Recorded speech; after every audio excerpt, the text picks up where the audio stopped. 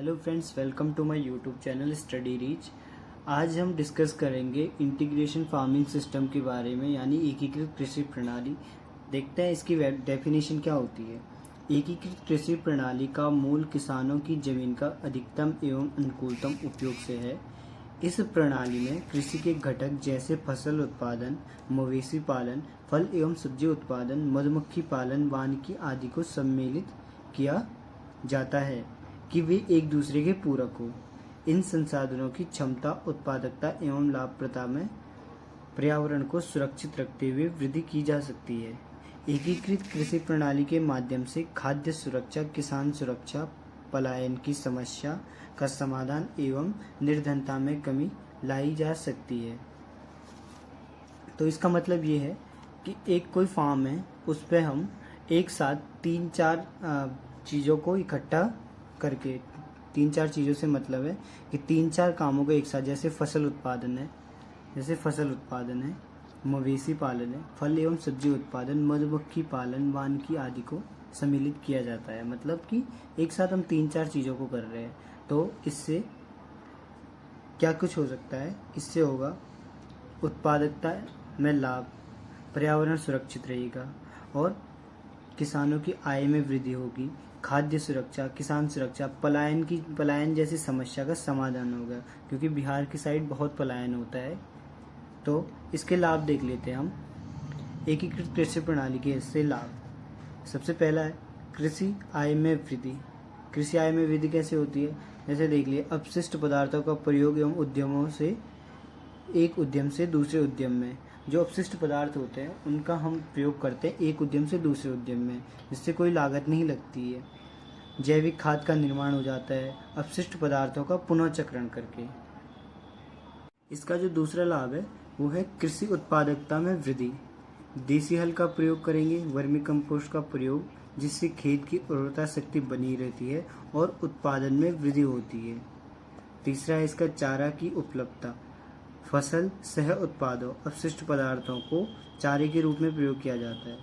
जो फसल के बीच में अपशिष्ट पदार्थ होते हैं उनको चारे के रूप में प्रयोग करेंगे, तो इससे चारे की कमी भी नहीं होगी। इसका मोस्ट इम्पॉर्टेंट फैक्टर है एक रोजगार के साधन। इसे अन्न उद्यम भी कहते हैं। रोजगार का साधन से मतलब है जब हम 3-4 एक्टिविटीज़, 3-4 चीज़ें एक साथ करते हैं किसी फार्म पे, जैसे कि पशुपालन करते हैं, मधुमक्खी पालन करते हैं, कुक्कुट पालन करते हैं, बतख पालन करते हैं, फल एवं सब्जी उत्पादन करते हैं, खाद्य प्रसंस्करण। जब 3-4 एक्टिविटीज़ हम एक साथ करेंगे तो इसके लिए हमको अनेक व्यक्तियों की आवश्यकता होगी जो सारी चीज़ों को देखें। तो इससे रोजगार में भी वृद्धि होती है। रोजगार में वृद्धि होगी तो इससे आय में ऑटोमेटिकली वृद्धि होगी और रोजगार जैसी समस्या सामने नहीं आएगी। इसका एक इम्पॉर्टेंट फैक्टर दूसरा है पलायन का समाधान। क्वेश्चन पूछ लेता है एग्जाम में कई बार कि पलायन में कैसे हेल्प करेगा ये एकीकृत कृषि प्रणाली। तो इसमें अधिक उद्यम होने की वजह से अधिक व्यक्तियों की आवश्यकता होती है। तो अधिक व्यक्तियों की आवश्यकता होगी तो उससे लोग पलायन नहीं करेंगे, लोग उसी काम को करते हुए रहेंगे, जिससे आय में वृद्धि होती है, साल भर आय की प्राप्ति होती है। मौसम विशेष के बाद भी रोजगार रहता है। जब लोगों के पास एक मौसम होता है, तो जैसे बरसात का सीज़न आता है तो लोग कई चीज़ें लोगों की बाढ़ की वजह से ख़राब हो जाती हैं।